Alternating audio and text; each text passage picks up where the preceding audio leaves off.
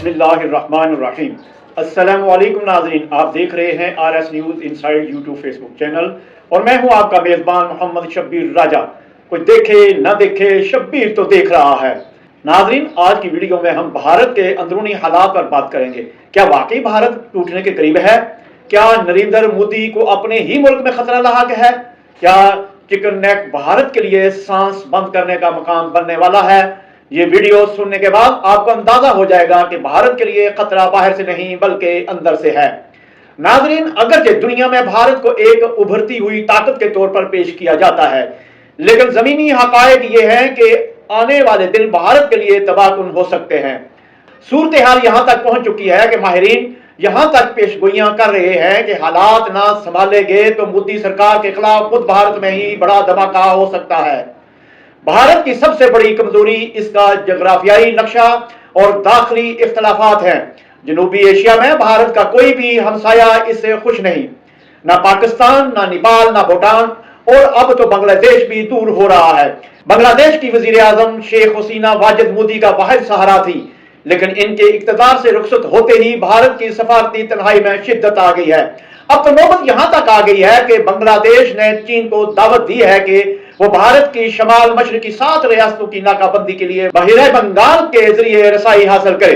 मोहम्मद यूनुस, जो कि बांग्लादेश की अबूरी हुकूमत के चीफ एडवाइजर हैं, ने चीनी सरमायाकारों को बांग्लादेश में फैक्ट्रियां लगाने की दावत दी और वाज़ेह अल्फाज में कहा कि भारत की 7 शमाली मशरकी रियासतें समुद्र तक रसाई नहीं रखती और बांग्लादेश ही इनका गेटवे है।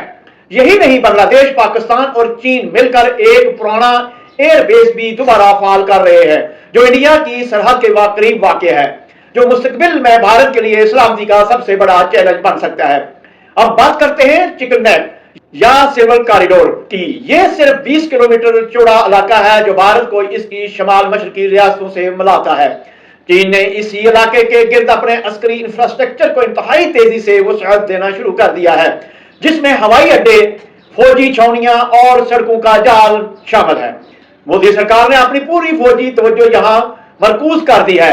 रफाल तैयारे, S-400 missile, supersonic BrahMos missile सब यहां तैनात किए जा चुके हैं, मगर असल खतरा असले से नहीं, अंदरूनी इंतशार से है। नाज़रीन, आपको यह जानकर हैरत होगी कि इस वक्त भारत में 70 के करीब अलहदगी पसंद तहरीकें फ़आल हैं। सिर्फ रियासत आसाम में 34 बागी तंजीमें काम कर रही हैं, जिनमें United liberation front, national democratic front, हरकत मुजाहिदीन और दीगर शामिल हैं। नागालैंड में मणिपुर, त्रिपुरा, मिजोरम, झारखंड, छत्तीसगढ़, मगरबी बंगाल, बिहार और यहां तक के महाराष्ट्र, आंध्र प्रदेश तक अब अलहदगी तहरीकें पनप रही हैं। ये सब तहरीकें इस बात का सबूत है कि भारत अंदर से खोखला हो चुका है। भारतीय फौज की जानब से इन तहरीकों को दबाने के लिए बदतरीन रियासती दहशतगर्दी का सहारा लिया जाता है।